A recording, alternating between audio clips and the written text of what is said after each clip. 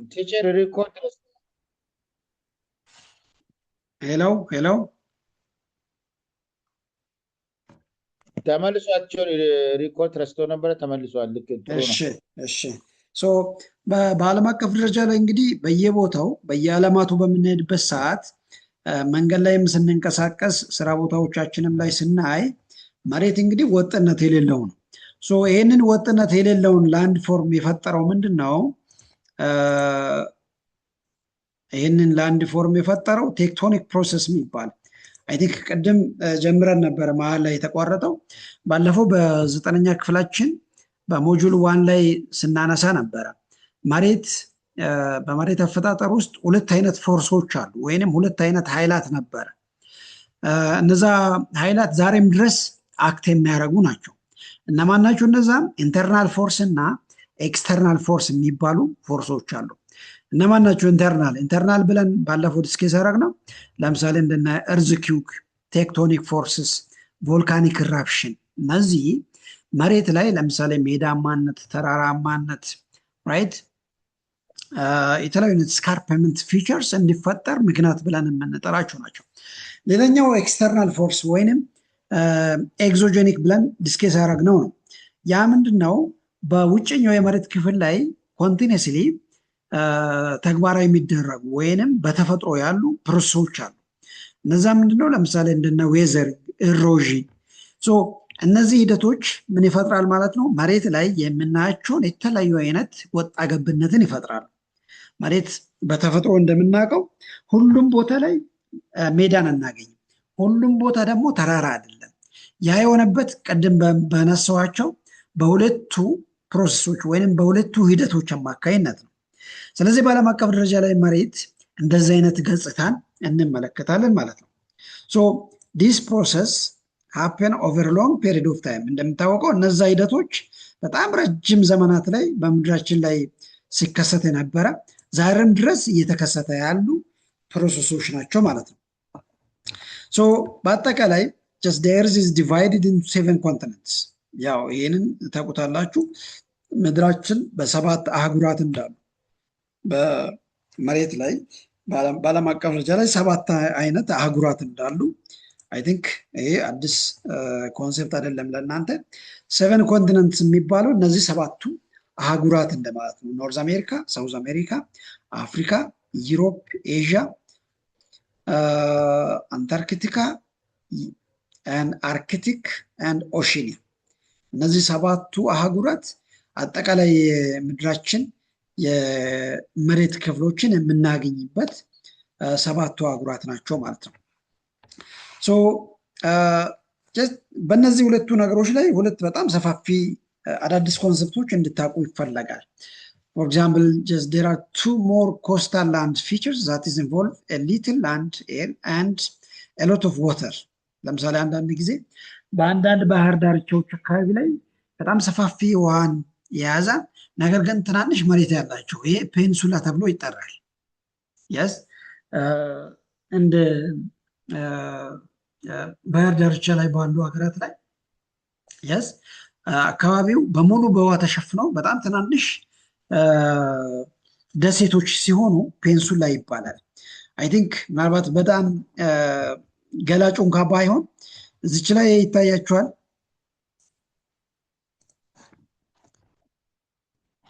ይህ ነገር አውስትራሊያ ላይ ይታያቸዋል። እዚች ጋር ሌላው ይታያል ቲቸር። ያ አውስትራሊያ እንደምታወቀው በእርግጥ አውስትራሊያን ብቻም አይደለም። ለምሳሌ አፍሪካንን በምናይበት ሰዓት፣ ላቲን አሜሪካንን በምናይበት ሰዓት በአብዛኛው በውሃ የተከበቡ ናቸው። ነገር ግን ይህ የመሬት ክፍሉ በጣም አነስተኛ ሆኖ ልክ እንደነ ማዳጋስከር እዚህ ጋር እንደምታዩት ልክ እንደነ ማዳጋስከር በእርግጥ በጣም ግዙፍ የአፍሪካ አካል ናት። ግዙፍ ላንድ ኤሪያ ነው። ነገር ግን ይሄ የመሬት ክፍሉ በጣም አነስተኛ ሆኖ ሙሉ በሙሉ በውሃ ሲከበብ ምን ይባላል? ፔንሱላ ይባላል። ፔንሱላ በመባል ይጠራል ማለት ነው። ይህንን ነው እንግዲህ በሞጁላችሁ ላይ ማግኘት የምንችለው። ሁለተኛው ምንድን ነው? አዝሙስ በመባል የሚታወቀው ኮንሰፕት እናገኛለን። yes this is when land that has water on 3 sides but it is connected on the 4th side to the mainlands. አዲነው እስቲ ድምፅህን ሚውት አድርግ ከይቅርታ ጋር አዲነው ድምፅህን ሚውት በማድረግ ተባበር። ለምሳሌ ሞቶ ነው አልማጥታ ማን ጋር እንደሆነ ድምፁ ይሰማል። አንዳንድ ጊዜ መሬት ለምሳሌ ሙሉ በሙሉ በውሃ የተከበበ ሆኖ በጣም ሹል መሬቶች ከዋና መሬት ጋር የሚገናኝ ይሆናል። ልክ እንደ ድልድይ ሆኖ አብዛኛው ውሃ መሬት ለምሳሌ 3 ወይንም 2 ሳይድ በውሃ የተከበበ ሆኖ ሌላኛው ሳይድ ከዋና መስመር ጋር የተገናኘ ሲሆን ይሄ አዝሙታል በመባል ይታወቃል ማለት ነው።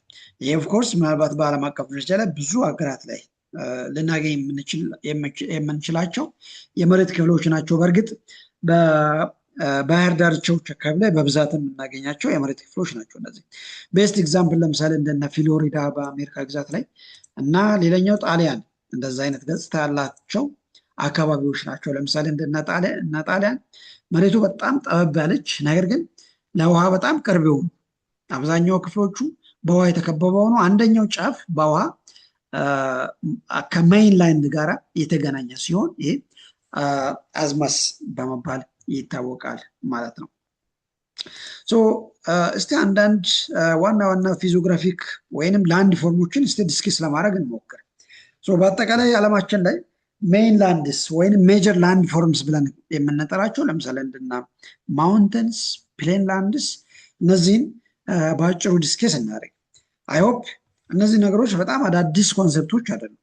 ጀስት በደንብ ታውቁታላችሁ። ማውንተንስ ለምሳሌ ተራራማነት ማለት ነው፣ ወይንም ተራራ ብለን ልንጠራው እንችላለን። ማውንተንስ አር the largest elevated and most recognizable lands on the earth's surface። ይሄ ተራራ በዋናነት በብዛት በግዝፈቱ የሚታወቅ በቀላሉ ደግሞ አይደንቲፋይ ማድረግ የምንችላቸው ወይንም ለሰዎቹ ሊታወቅ የሚችል yes በአንድ አካባቢ ላይ ተራራ ካለ ያ ተራራ በጣም በቀላሉ ይታያል፣ በቀላሉም ደግሞ የሚለይ ሆኖ እናገኛለን። yes they have steep sides and high peaks that stand out from the surrounding lands. Around mountains we may find smaller less steep landforms called hills. I think hills and mountains ብዙ ጊዜ ሰዎች በአይዲያ ደረጃ ላይ ኦቨርላፕ የሚያደርግ ኮንሰፕት ያላቸው ይመስላቸዋል፣ ነገር ግን የተለያዩ ናቸው። ማውንተንስ የምለው ምንድነው? በጣም ግዙፍ የሆኑ ተራራማ አካባቢ ነው ማውንተንስ ብለን የምንጠራው። ከዛ ከማውንተንስ ወይንም ከተራራማነቱ በጣም ዝቅ ያለ ነገር ግን የሆነ ጉቢታ የሆኑ መሬቶች ሲሆኑ ሂልስ ብለን እንጠራለን። ሂልስ ማለት ቅድም ዲስከስ እንዳደረግነው ማይነር ላንድ ፎርም አካል ነው። ማይነር ወይንም በጣም አነስተኛ የመሬት ክፍሎች ናቸው። ነገር ግን ልክ እንደ ተራራ በጣም ከፍታ ያለው ሳይሆን የተወሰነ ጉቢታ ያለው ነው፣ ወይንም የተወሰነ ከፍታ ያለው ነው። ከፍ ያሉ መሬቶች ነገር ግን ተራራ ያልሆነ ማለት ነው። ተራሮች በዓለም አቀፍ ደረጃ ላይ ብዙ ቦታ ላይ የተለያዩ አይነት ተራሮችን እናገኛለን። ለምሳሌ እንደና ሂማሊያ which is the highest mountain in the world እንደና ሂማሊያ አሉ በዓለም አቀፍ ደረጃ ላይ በጣም በከፍታ የሚታወቁ and ኪሊማንጃሮ and ራስ ዳሸን በአፍሪካ ትልቁ፣ በኢትዮጵያ ትልቁ፣ በዓለም አቀፍ ደረጃ ላይ ትልቁ የሆኑ ተራሮችን በእንደዛ አይነት ወይ ልናየው እንችላለን። በአጠቃላይ ግን ተራሮች በዋናነት በአንድ አካባቢ ላይ በከፍታ የሚታወቁ ላንድ ፊቸርስ ሆኖ ወይንም ላንድ ፎርምስ ሆኖ እናገኛለን ማለት ነው። እነዚህ እንግዲህ በዓለም አቀፍ ደረጃ ላይ ተራራማነቱ በብዛት የሚታወቁ አካባቢዎች ናቸው። ሂማሊያ ልክ ኤዥያ በኔፓል አካባቢ ላይ የምናገኘው እዚች አካባቢ ነው ሂማሊያ ማውንተን። and ኪሊማንጃሮ ላይክ ታንዛኒያ and በኢትዮጵያ ውስጥ ያሉ የተለያዩ አይነት ተራሮችን ማግኘት እንችላለን። ይሄ እንግዲህ የተራሮችን ስርጭት ለማሳየት የተጠቀሙበት ፎቶ ነው። ሌላኛው ፕሌን ላንድስ ብለን ልናነሳው እንችላለን። ፕሌን which is another major type of landform which is a plain. Plain are large area of the flat lowland with no hills or mountains in them. ፕሌን ላንድስ ወይንም ፍላት ላንድስ ብለንም ልንጠራው እንችላለን። አንዳንድ ጊዜ ፕሌን ላንድስ ወይንም ጀንትል ስሎፕ ልክ በከፍታ ብዙ የማይታወቁ ዝቅ ያሉ ቦታዎች ሆነው ነገር ግን ምንም አይነት ጉብታዎች የሌሉ መሆናቸውን መረዳት ያስፈልጋል። So Great Plains in mid United States is a good example. ያ አሜሪካ ውስጥ በጣም ሰፋፊ ፕሌን ላንድስ ማግኘት እንችላለን። ኦፍኮርስ አሜሪካ ብቻም አይደለም፣ በአፍሪካም ውስጥ በኢትዮጵያም ውስጥ ብዙ ቦታዎች ላይ ማግኘት እንችላለን። ይህ ለጥ ያሉ ሜዳዎች ሲሆኑ ፕሌን ላንድስ ብለን እንጠራዋለን ማለት ነው። ሌላኛው ፕላቲውስ ብለን የምንጠራው ነው። ይሄ ረባዳማ የሆኑ ቦታዎች ፕላቲውስ are large areas of deserted lands that are flat on top. Plateaus may be formed by volcanic activities beneath the earth's surface. ይሄ ብዙ ረባዳማ የሆኑ ቦታዎች ልክ እንደ ተራራ ያልሆነ እንደ ሜዳም ያልሆነ ረባዳማ የሆኑ ቦታዎች ማለት ነው። ኦፍ ኮርስ ብዙ የኢትዮጵያ ክፍሎች ላይ እናገኛለን፣ ብዙ የአፍሪካ ሀገራት ላይም እናገኛለን። ይሄ ፕላቲው ላንድስ ብለን የምንጠራቸው። So sometimes the pressure of the magma beneath is not strong enough to break through the earth's crust. እነዚህ ነገሮች በዋናነት የሚፈጠሩት ልክ በእሳተ ገሞራ በሚፈነዳበት ሰዓት ለመፈንዳት በጣም ብዙ ጉልበት ሲያጣው ምናልባትም አካባቢውን ረባዳማ ይሄ ቤስት ኤግዛምፕል ኢትዮጵያ ውስጥ ላይክ በሐረር አካባቢ ላይ በናዝሬት ልክ በናዝሬት ሩት ላይ በስፋት እናገኛለን። ከዛ አለፈ ብዙ የኢትዮጵያ ክፍሎች ላይ በጣም የተለመዱ ፕላቱ ላንድስ እናገኛለን። ኦፍኮርስ ኢትዮጵያ ብቻም አይደለም በአፍሪካም ብዙ ቦታዎች ላይ የተለመዱ የመሬት ክፍሎች ናቸው ማለት ነው ፕላቲውስ ብለን የምንጠራቸው። ሌላኛው የአፍሪካ ሎኬሽን ነው።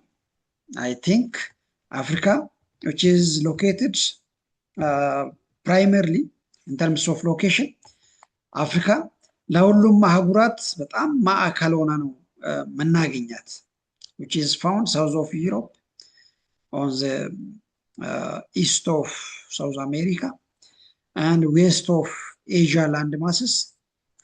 እንግዲህ አፍሪካን በምታዩበት ሰዓት በጣም ሴንትራል ፖዚሽን ይዞ ነው የምናገኘው in terms of location.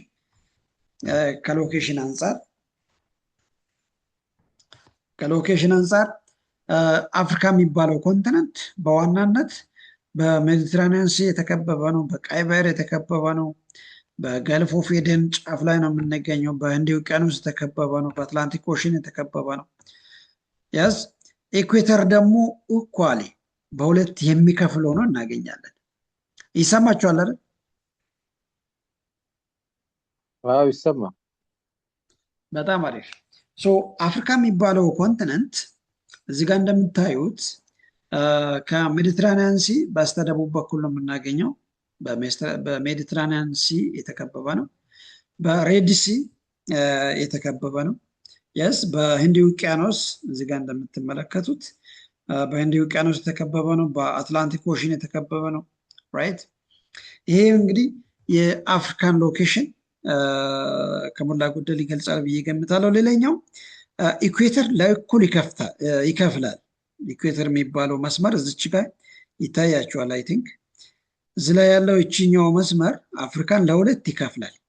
ኢኳሊ ኦን ዘ ኖርዝ ኤንድ ሳውዝ ኦን ቱ ሄሚስፈርስ ኢኩዌተር ዲቫይድስ ዘ አፍሪካን ኮንቲኔንትስ ኢንቱ ቱ ፖዚሽንስ። ሶ ኢኩዌተርን በምታዩበት ሰዓት ለምሳሌ ኖርዝ አሜሪካን ኢኩዌተር ታች አያደርግም፣ ዩሮፕን ታች አያደርግም፣ ኤዥያን ታች አያደርግም። ኢኩዌተር አንድ አህጉር ኢኩዌተራል መሆኑ በራሱ በጣም ኢሜንስ የሆኑ አድቫንቴጆችን እናገኛለን። ምናልባት እነዚህ ነገሮች ሌላ ጊዜ አነሳላችኋለሁ። ኢኩዌተር አንድ አህጉር በኢኩዌተር ታች መደረጉ የራሱ ሆነ አድቫንቴጅ አለው። ራይት። አይ ሆፕ ምናልባት በዛሬ ዲስከሽንም በመጨረሻ አካባቢ ላይ እናነሳለን። በጣም ከፍተኛ የሆነ አድቫንቴጅ ይኖራል በአንድ አህጉር ላይ ኢኩዌተር መኖር፣ በአንድ አካባቢ ላይ አንድ አካባቢ ኢኩዌተራል መባሉ በራሱ የራሱ ሆነ አድቫንቴጅ አለው። ሶ ኢን ተርምስ ኦፍ ሎኬሽን አፍሪካ እንግዲህ ይህን ይመስላል ማለት ነው። ሶ አፍሪካስ ኤሪያ which is one of the largest continent in the world. It covers approximately 6% of the Earth's total surface area and 20% of its land areas. Yes, አፍሪካ የሚባለው ኮንቲነንት እንግዲህ በጣም ከፍተኛ የሆነ ሳይዝ በጣም ሂውጅ የሆነ ኮንቲነንት ነው።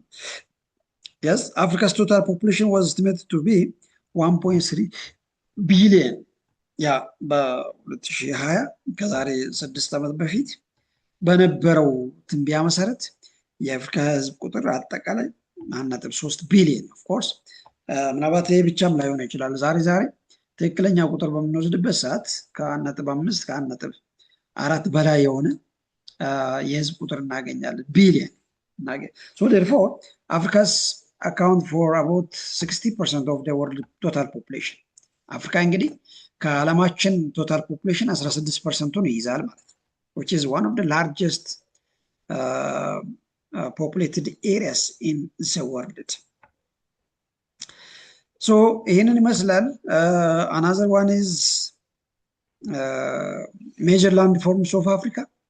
የአፍሪካን major landforms ቀደም ያነሳናቸውን in terms of Africa like mountains, plateaus and plains በስፋት እነዚህ ነገሮችን ከሞላ ጎደል ዲስከስ እናደርግ። so Africa is a continent of the landform diversity. አፍሪካ እንደምታውቀው ወጥ ሆነ የመሬት ስነ ምህዳር የለውም። ምን ማለት ነው? በጣም ዳይቨርሲፋይድ የሆነ የመሬት ክፍል አለው ማለት ነው። in short ምን ማለት ነው? አፍሪካ ውስጥ በጣም ብዙ ተራራማ ቦታዎችን እናገኛለን። በጣም ብዙ ሜዳማ የሆኑ ቦታዎችን እናገኛለን። ብዙ ቫሊስ፣ ብዙ ሂልስ፣ yes ብዙ ፕላቴዎችን እናገኛለን። የአፍሪካ ኮንቲነንት በጣም ዳይቨርሲፋይድ የሆነ ላንድ ፎርም አለ ሲባል ብዙ ተራራማ የሆኑ ቦታዎች in terms of English expression highlands, lowlands, rift valleys, yes plateaus, mountains በብዛት የምናገኛቸው ናቸው ማለት ነው።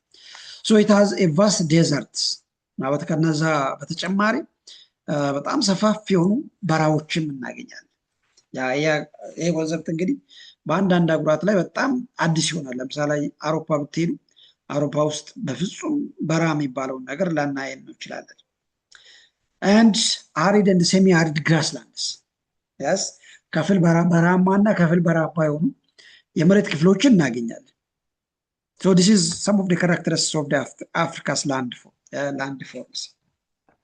so understanding landforms is very important because of its part of landscape. ያ እነዛን ነገሮች ማወቅ በጣም ብዙ አይነት አድቫንቴጆችን እንድናገኝ ያግዘናል ማለት ነው። so in Africa there are 4 significant landform regions.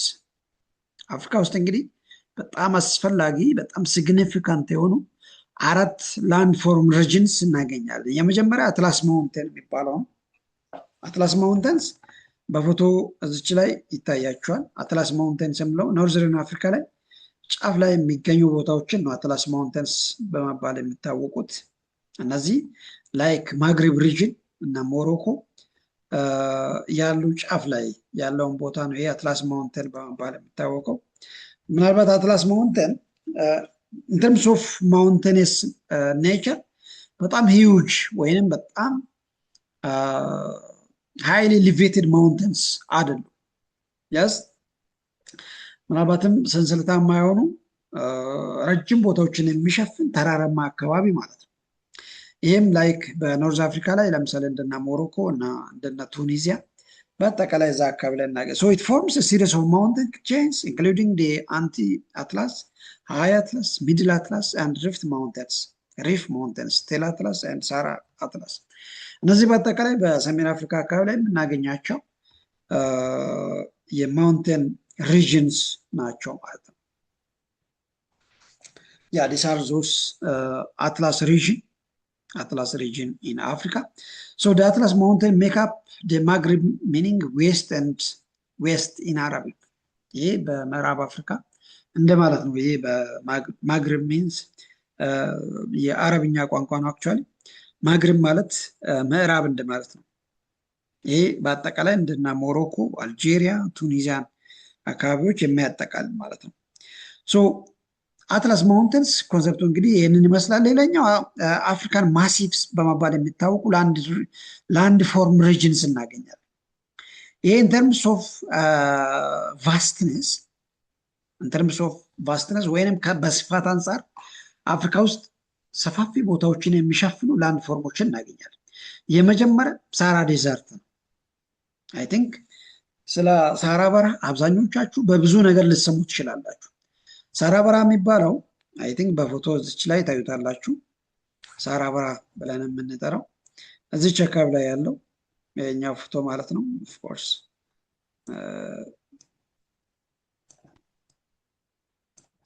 እችኛው ፎቶ ይታያችኋል አይደል? ዋው ይታያል። ያ ሳራ በረሃ የሚባለው አፍሪካ ውስጥ በተለይም በሰሜን አፍሪካ ላይ ያሉ በጣም ሰፋፊ ኤሪያዎችን የሚሸፍን ቦታ ነው ሳራ በረሃ ብለን የምንጠራው። ምናልባት እንደዚህ ሲባል ደግሞ ቶታሊ በረሃ ሆኖ ሰው የሌለበት ስራ ማይሰራበት ቦታ አድርጋችሁ እንዳትስሉ። ሳራ በረሃ ማለት ብዙ ሀገራትን አጠቃሎ የያዘ ነው። ሳራ ዴዘርት የሚባለው አካባቢ የስ ይሄ ሳራ በረሃ የሚባለው በአጠቃላይ ወደ 9,200,000 ስኩዌር ኪሎ ሜትርን ይይዛል which is the largest desert in the world. It covers the entire region of North Africa from the Atlantic coast in the west to the Red Sea in the east. ከአትላንቲክ ኦሽን እስከ ቀይ ባህር ድረስ ያለውን ቦታ የሚሸፍን ቦታ ነው አትኮል ሳራ በረሃ ብለን የምንጠራው። ይሄኛው ቀደምም ለማንሳት እንደሞከርኩት ፍጹም በረሃው ነው። ያስ በረሃው ነው፣ ሰው የሌለበት ስራ ማይሰራበት ቦታ አድርጋችሁ እንዳትስሉ። እነዚህ ሳራ በረሃ የሚሸፍኑ ቦታዎችን ኦኮፓ ያደረጉ ሀገራት አሉ። በእነዚህ ኤሪያዎች ላይ የሚገኙ ሀገራት እናገኛለን። ለምሳሌ እንደነ ግብፅ፣ ሊቢያ፣ ማሊ፣ ሞሪሸስ፣ ሞርታኒያ፣ ሞሮኮ፣ ናይጄሪያ፣ ሱዳን እንደ ቱኒዚያ። ያ የኛ ጎረቤታችን ሱዳንም የዚህ የሳራ በረሃ አካል ናት። አልጄሪያ እንደ ቻድ እነዚህ የሳራ ዴዘርት አካል የሆኑ አካባቢዎች ናቸው ማለት ነው። ስለዚህ ምን ማለት ነው? አንዳንድ ጊዜ በረሃ ሲባል ውሃ የሌለበት፣ እጽዋት የሌለበት፣ ሰው የሌለበት፣ ስራ ማይሰራበት ቦታ አድርጋችሁ እንዳትስሉ። ራይት። እንግዲህ በአፍሪካ ደረጃ ላይ ያለው የሳራ በረሃ ይህንን ይመስላል። ሁለተኛው ሳሄል ሪጅን የሚባለው ነው። ሳሄል ሪጅን ያ ሳሄል ማለት ሾርስ ወይንም ኮስታል ሪጅን እንደማለት ነው። ሳሄል የተባለው ለምንድን ነው? በትሮፒካል ሬንፎረስት እና በሳራ ዴዘርት መካከል ላይ የሚገኝ ቦታ ነው። የሽግግር ወይንም መሸጋገሪያ ሆኖ የሚያገለግል ማለት ነው። ኦፍኮርስ ሳሄል ሪጅን የሚባለው ሴሚ ዴዘርት ኢንቫይሮንመንት ማለት ነው። ኢን ሾርት ሳሄል ሪጅን ማለት which is the semi desert yes ሴሚ ዴዘርት ማለት በከፊል ወይንም ከፊል በረሃማ የሆኑ አካባቢዎችን ማለት ነው። ራይት። ይሄ ከበረሃማና ከበረሃማ ከሆኑ አካባቢዎች አነስ ያለ የበረሃማነት ጸባይ ያለው ቦታ ሆኖ ነገር ግን ለበረሃማ አካባቢም ለትሮፒካል ሬንፎረስት አካባቢም በጣም የተቀራረበ አይነት ካራክተሪስቲክስ ያሉበትን ቦታ ነው። ይህም በዋናነት እንደነ ሞርታኒያ፣ ሴኔጋል፣ ማሊ፣ ኒጀር፣ ናይጄሪያ፣ ቡርኪና ፋሶ፣ ቻድ፣ ሱዳን እንደ ኤሪትሪያ በአጠቃላይ የዚህ አካባቢ አካል ነው ማለት ነው። ራይት። ብዙ ጊዜ ሳሄል ሪጅን ለትሮፒካል ሬንፎረስት እና ለሳራ ዴዘርት ትራንዚሽናል ዞን በመባል ይታወቃል። ትራንዚሽናል ዞን ይባላል። አንዳንድ ጊዜ ጂኦግራፈርስ ይህን ስያሜ ይሰጣል ማለት ነው። ሳሄል ሪጅን የሚባለው ይህኛው አካባቢ ነች። እንደምታወቀው ከላይ ያለችው ይሄ ቦታ ምንድነው? ሳራ ዴዘርት የሳራ በረሃ የሚሸፍኑ ቦታዎች ማለት ነው። ነገር ግን ከሱ ቀጥሎ በታች በኩል ማን አለ? ሳሄል ሪጅን በረሃማ ያልሆነ ነገር ግን ከፊል በረሃማ የሆነ ማለት ነው። ከታች ምንድነው ያለው? ትሮፒካል ሬንፎረስት። አይ ቲንክ ቀጣይ ያሳያችኋለሁ። እነዚህ ቦታዎች ትሮፒካል ሬንፎረስት በመባል ይታወቃል። ያስ የሳራ በረሃ ወይንም የበረሃ ዋና መለያ ባህሪው ምንድን ነው? የበረሃ ሙቀት ነው።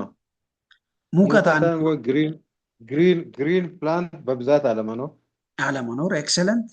እሺ ሌላ? ውሃም በጥሩ ሁኔታ አለመገኘት። ኤክሰለንት። ሌላ አንድ በጣም ወሳኝ ፖይንት። ኤክሰለንት፣ በጣም አሪፍ። ድንጋያማና ኮረብት በብዛት ሙቀታማ ቦታ ሞቃታማ። ኤክሰለንት። በረሃማ የሆኑ ቦታዎች በዋናነት ቅድም ያነሳችሁት ነጥቦች እንዳለ ሆነው አንዱና ትልቁ ካራክተሪስቲክስ ምንድነው? ደረቃማ መሆኑ። የስ የዝናብ እጥረት በጣም አነስተኛ የሆነ አካባቢ፣ በጣም ሞቃታማ የሆነ ናቹራል ቬጂቴሽንስ ወይንም ግሪን ቬጂቴሽንስ አነስተኛ መሆን ራይት። ስለዚህ ይሄ ሳይል ሪጅን የሚባለው ምንድነው? ለዚህ ለበረሃም ለዚህ ለትሮፒካል ሬንፎረስት ይሄ በጣም ጥቅጥቅ ያሉ ደኖች የሚገኝበት ቦታ ነው። አፍሪካ ውስጥ በጣም ሂውጅ ትሪስ በጣም ትላልቅ ዛፎች ያሉበት ቦታ ነው ይሄ ትሮፒካል ሬንፎረስት የሚባለው። ሶ ሳይል ሪጅን ማለት ለዚህ ለበረሃም ለዚህ ለትሮፒካል ሬንፎረስትም መሸጋገሪያ የሆነ ቦታ ማለት ነው። አይ ቲንክ በፎቶ መልክ ይህንን ይመስላል። አንዳንድ ጊዜ ሳይል ሪጅን የሚባለው አንዳንድ ጊዜ ለሰቫና ግራስላንድ በጣም የቀረበ ማለት ነው። ለሰቫና ግራስላንድ በጣም የቀረበ ማለት ነው። ነገር ግን ቶታሊ ሰቫና ግራስላንድ ያልሆነ ማለት ነው። የስ ሳይል ሪጅን ቶታሊ በዚህ በሁለቱ ዞኖች መካከል ላይ የሚገኝ ስለሆነ ነው ትራንዚሽናል ዞን የተባለው። ለበረሃማነትም ለትሮፒካል ሬንፎረስትም መሀል ላይ የሚገኝ ስለሆነ ማለት ነው። ሌላኛው ሳቫና ግራስላንድ ነው። ያ ሳቫና ማለት በጣም ብዙ ሳርና ዘርዘር ያለ ወይንም አነስተኛ እጽዋቶች ያለበት ቦታ ነው ሳቫና ግራስላንድ የሚባለው። it is a transitional zone between the rainforest and ሳይል ሪጅን። በሳይል ሪጅን እና በትሮፒካል ሬንፎረስት መካከል ላይ ያለ ቦታ ነው ሳቫና ግራስላንድ የሚባለው። ምንድነው የሱ ዋና መለያ ባህሪው? በብዛት እንደዚህ አይነት ዘርዘር ያለ ዛፎችን እናገኛለን። ዘርዘር ያለ ነገር ግን በአብዛኛው ሳር ያለበት ቦታ ማለት ነው። ልክ እንደ ቅድሙ እንደ ሳይል ሪጅንም በጣም ሞቃታማ የሆነ ቦታ ነው። እዚች በቢጫ ቀለም ያሉ ቦታዎች አጠቃላይ በሳይል ሪጅን በሳቫና ግራስላንድ የሚመደቡ ናቸው ማለት ነው። አፍሪካ እንግዲህ ካለው ከብዙ ላንድ ፎርሞች በስፋት ከምታወቀው አንደኛው ሳቫና ግራስላንድ ነው። ኢቨን ከሌሎች ላንድ ፎርሞች ራሱ በጣም የገዘፈ ስፋት አለው ሳቫና ግራስላንድ የሚባለው። ሌላኛው ትሮፒካል ሬንፎረስት ነው። ቀደምም ለማንሳት እንደሞከርኩት ትሮፒካል ሬንፎረስት ማለት ልክ አፍሪካ ውስጥ መካከለኛ አካባቢ ላይ ለኢኩዌተር ቅርብ የሆነ ቦታ ላይ አንዳንድ ጊዜ የጂኦግራፊ ምሁራን ምን ይላሉ?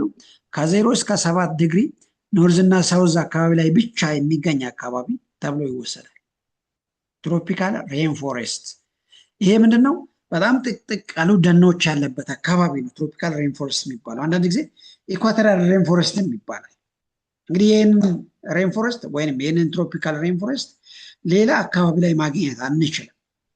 ፎር ኤግዛምፕል እነዚህ አካባቢዎች በዚህ የሚመደቡ ናቸው። አይ ቲንክ ፎቶ እዚች ላይ ማግኘት እንችላለን። ትሮፒካል ሬንፎረስት የሚባለው በዚህ አካባቢ ላይ ብቻ የሚገኙ ማለት ነው። በጣም ትላልቅ ዛፎች እንደሚታወቀው እዚህ በሳራ ዴዘርት፣ ሳይል ሪጅን፣ ሳቫና ግራስላንድ በጣም ጥቅጥቅ ያሉ ወፍራም ዛፎችን ማግኘት አንችልም ኤክሰፕት ትሮፒካል ሬንፎረስት። እንግዲህ ትሮፒካል ሬንፎረስት ዋና መለያ ባህሪው ምንድነው? በቂ ዝናብ ያለበት አመቱን ሙሉ ዝናብ የሚዘንብባቸው አካባቢዎች፣ በጣም ከፍተኛ የሆነ ናቹራል ቬጂቴሽንስ ስርጭት ያለበት፣ በቂ ሙቀት ያለው፣ በቂ የሆነ ዝናብ ያለበት አካባቢ ነው ትሮፒካል ሬንፎረስት የሚባለው ማለት ነው። ሌላኛው ኢስት አፍሪካን ሃይላንድ ኤንድ ሪፍት ቫሊ ሲስተም የሚባለው ነው። ኢስት አፍሪካ ኢንክሉዲንግ ኢትዮጵያ በዋናነት የሚታወቀው ምንድነው? በሃይላንድ ኔቸር።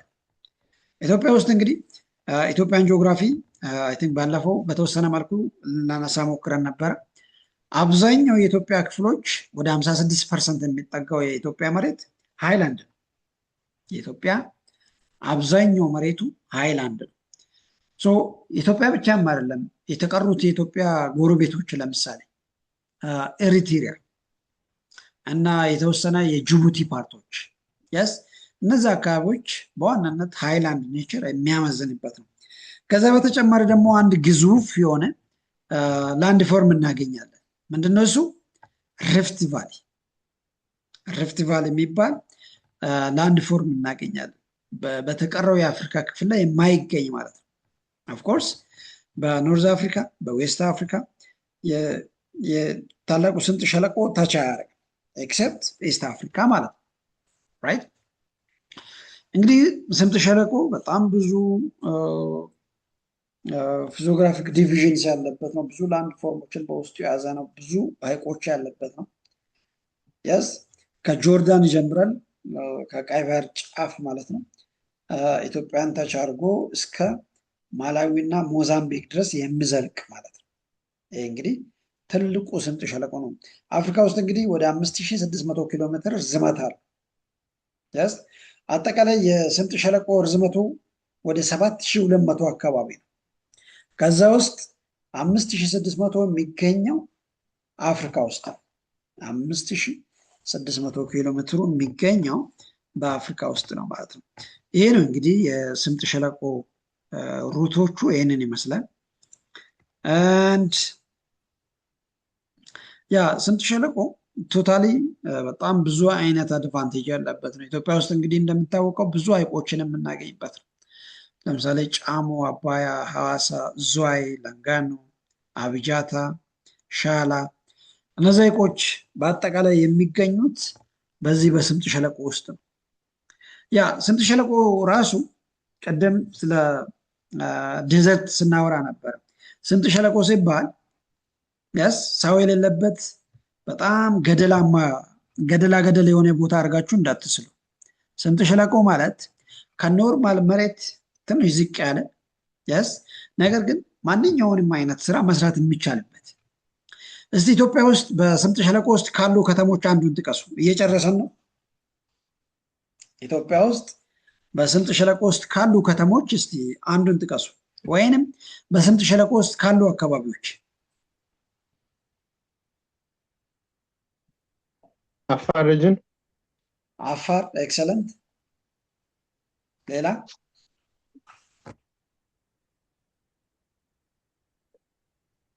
ይሰማችኋል?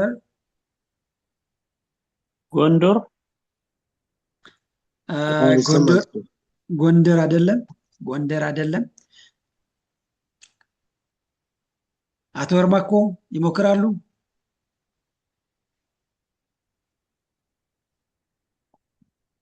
በጣም አሪፍ። ኢትዮጵያ ውስጥ እንግዲህ ስምጥ ሸለቆ ከአፋር ይጀምርና እስከ አርባ ምንጭ ጫፍ ድረስ ያሉ ብዙ ከተሞችን እናገኛለን። ለምሳሌ ሐዋሳ፣ ሻሸመኔ፣ ከሀዲያ ዞንም እና ሻሾጎ፣ ብዙ የሻሾጎ ፓርት የስምጥ ሸለቆ አካል ነው።